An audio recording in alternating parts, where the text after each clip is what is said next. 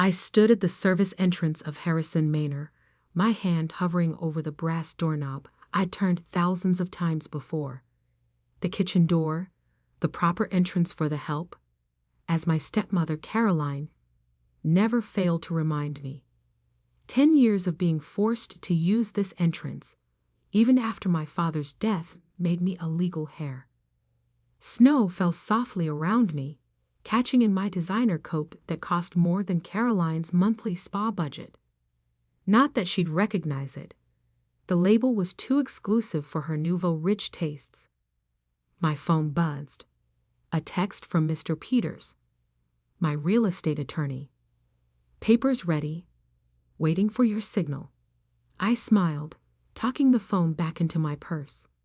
Inside, I could hear the familiar sounds of the annual Harrison Christmas dinner.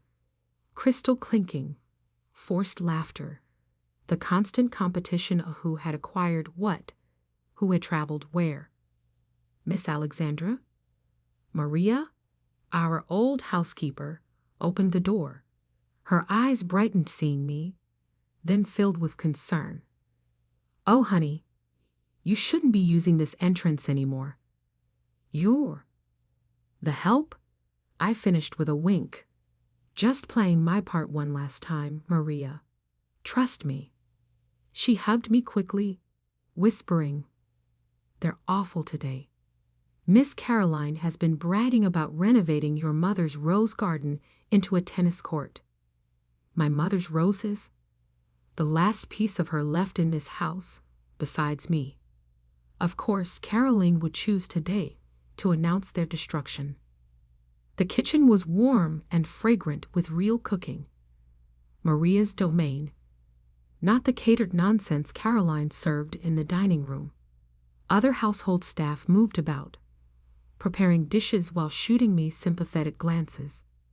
They knew who really took care of them after Father died, who ensured their pensions remained intact when Caroline tried to slash them.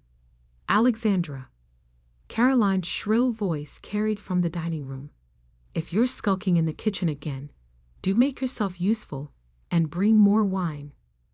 Stifled laughter followed her command.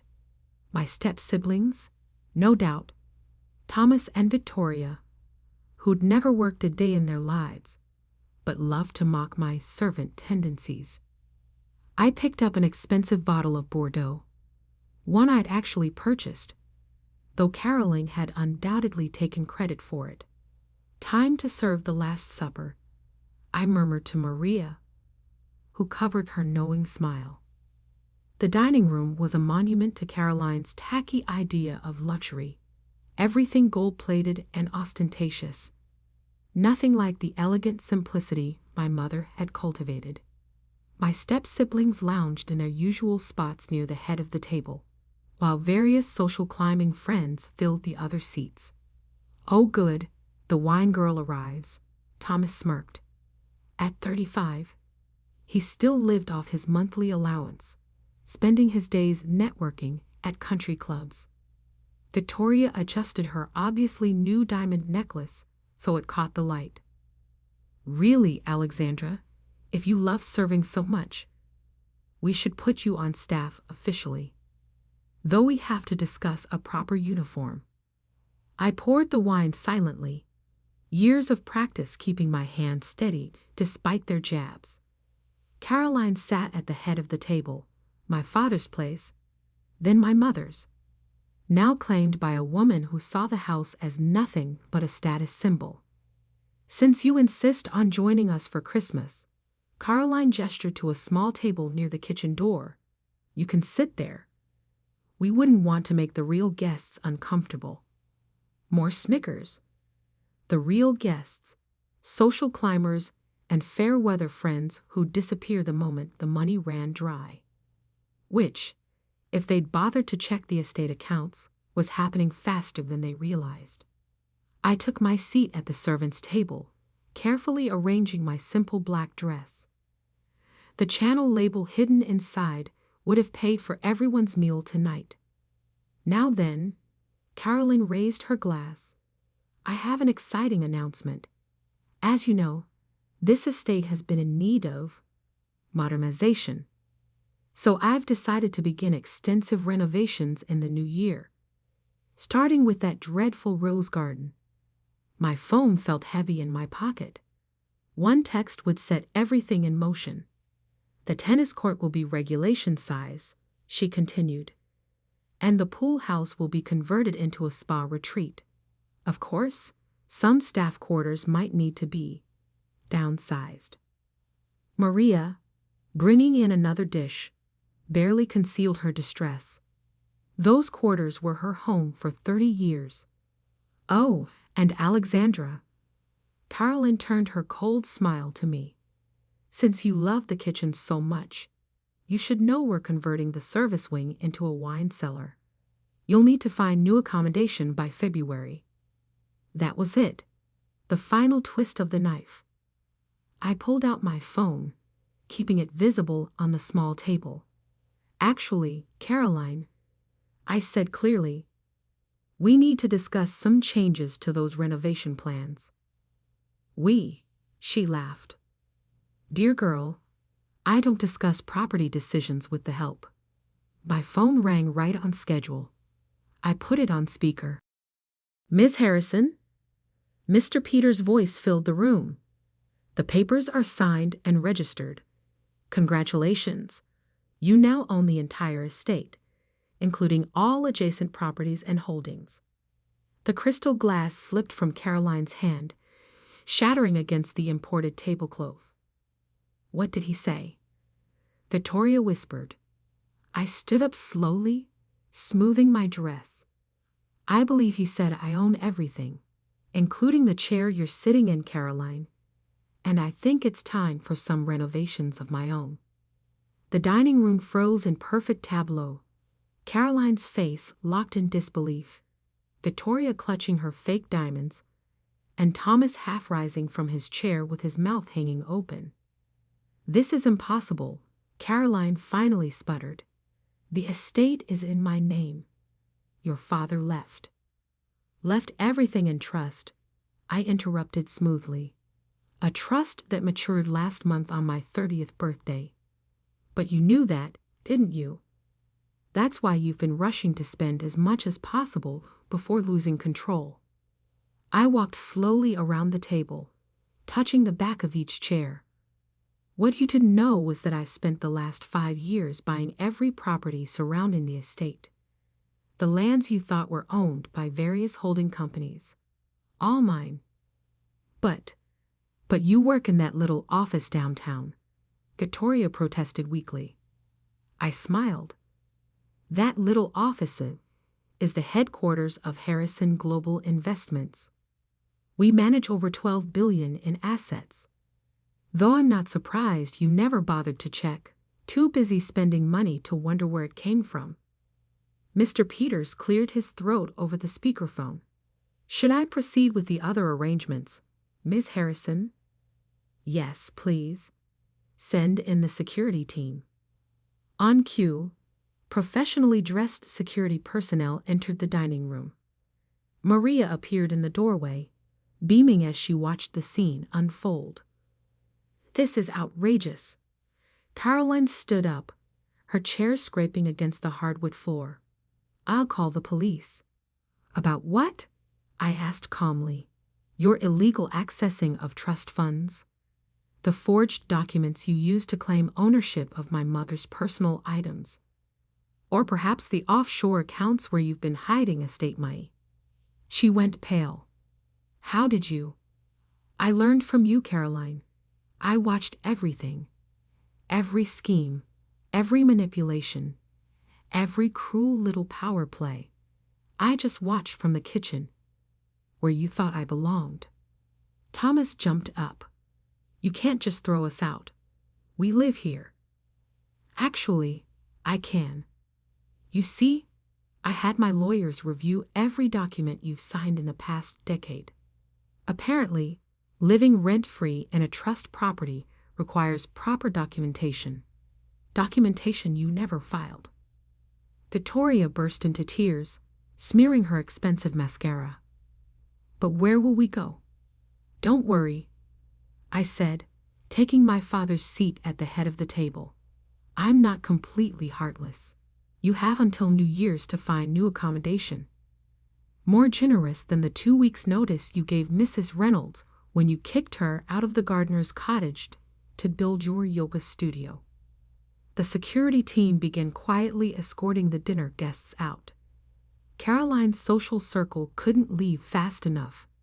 Their previous sycophantic smiles replaced with barely concealed glee at her downfall. "Maria," I called out, "please show Mr. Peters' team which items belong to the estate. They'll be cataloging everything tonight." "With pleasure, Miss Alexandra," Maria replied, already directing staff to unlock various rooms. Caroline made one last attempt. "Your father would be ashamed of you, treating family this way." The room went silent. I stood slowly, letting my simple black dress catch the light just right to reveal its true quality. "Family," I said softly. "Let's talk about family, Caroline. When father was dying, who sat with him every night? When the estate needed managing, who learned every aspect of the business while you were redecorating?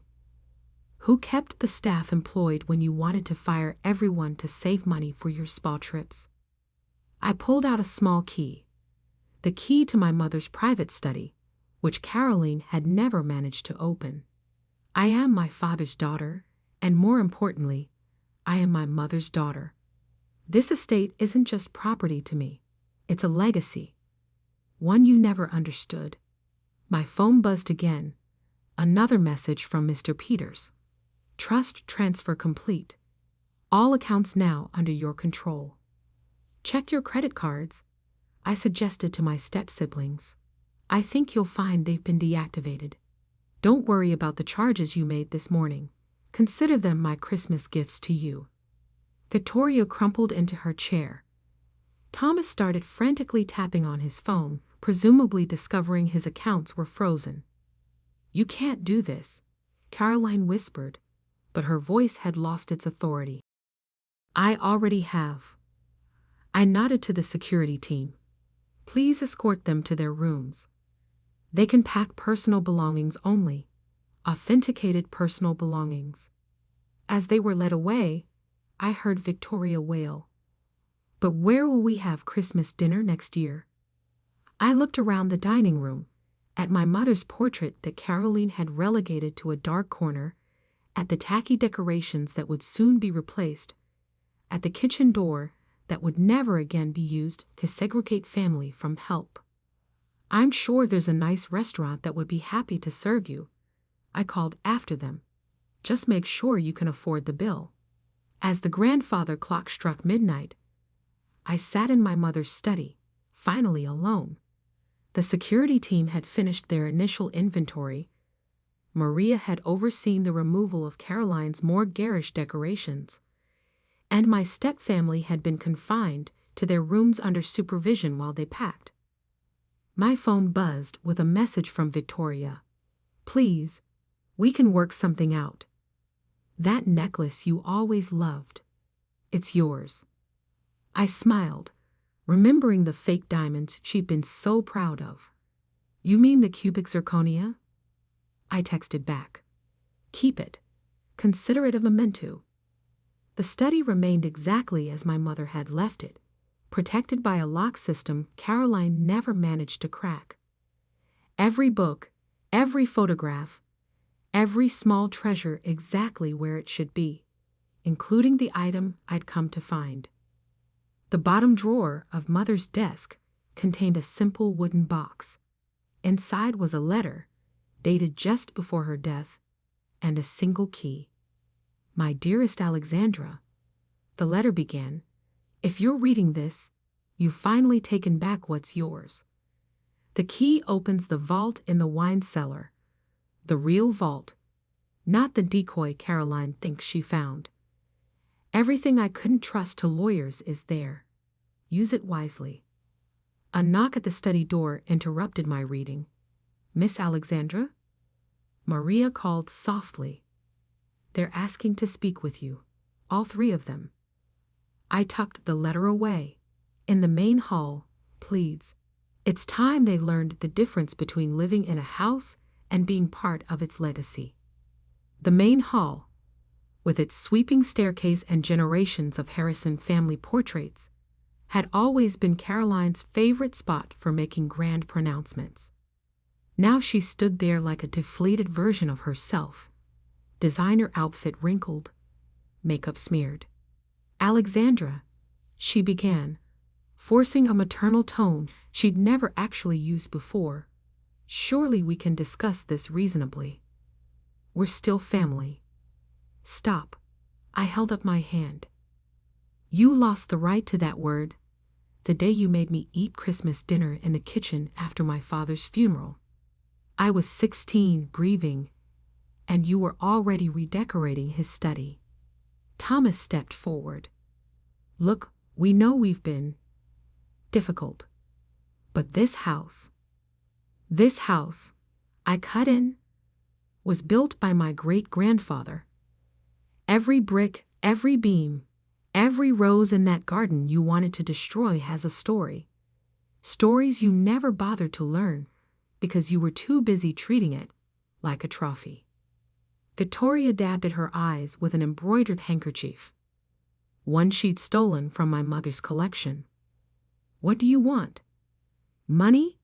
Position? Name it?" I laughed softly. "I have more money than you can imagine. As for position," I gestured to the security team, "I'd say my position is quite clear." "Then why?" Caroline demanded. "Why go through all this deception? Why work in that office, live in that apartment, if you were so wealthy?" "Because," I said, climbing the first few steps of the grand staircase to look down at them, "I wanted to see who you really were, without the fake smiles and forced politeness you showed when you thought I had power. I wanted to know if any of you had a shred of real family feeling left." The silence that followed was damning. "Your cars will be here in 10 minutes, I continued. "The Four Seasons has rooms reserved for you for 1 week. After that, you're on your own." "But our clothes? Our jewelry?" Victoria started. "Everything purchased with estate money stays here. Your trust fund payments have been discontinued, effective immediately. Mr. Peters has prepared detailed documentation of fund misuse over the past decade, should you wish to contest this legally." Caroline's face hardened. "Your father would be proud," I finished. "He left letters too, Caroline. In that vault you'd never found. He knew exactly who you were. He just hoped you'd prove him wrong." The front doors opened, revealing 3 black cars waiting in the circular drive. Snow was falling again, covering the garden where, come spring, my mother's roses would bloom again. "Miss Alexandra?" Maria appeared with a stack of papers. "The initial inventory is complete. We found some concerning items in Miss Victoria's safe." "My personal safe?" Victoria shrieked. "You had no right." "Actually," I held up a document. "According to the trust agreement, everything in this house belongs to the estate, including some rather interesting jewelry that matches the description of pieces reported stolen from the governor's wife last spring." Thomas went pale. Victoria stopped crying. Caroline gripped the banister for support. "Don't worry," I said quietly. "I'm not pressing charges. Consider it your Christmas gift, along with a chance to leave here with some dignity intact. Though I suggest you all find good lawyers." The security team began escorting them out. At the door, Caroline turned back one last time. "You planned this for years, didn't you? Watched us, studied us, just waiting for the right moment?" I thought of all the holidays spent in the kitchen, listening to their laughter. All the nights spent learning the business while they partied. All the quiet moments in this study, reading my mother's letters, preparing for this day. "No, Caroline, You planned this. Every time you chose cruelty over kindness. Every time you put status above family. Every time you looked at me and saw someone to dominate instead of someone to love. I just made sure you reaped what you sowed. The doors closed behind them with a final, heavy thud. Through the windows, I watched the cars disappear down the snow-covered drive. Maria, I called out, gather the staff in the kitchen, please. All of them. It's time for Christmas dinner. The real Christmas dinner. As I walked toward the kitchen, this time through the main hall, head held high, I smiled at my mother's portrait. Merry Christmas, Mom, I whispered. The roses are safe now. Everything is.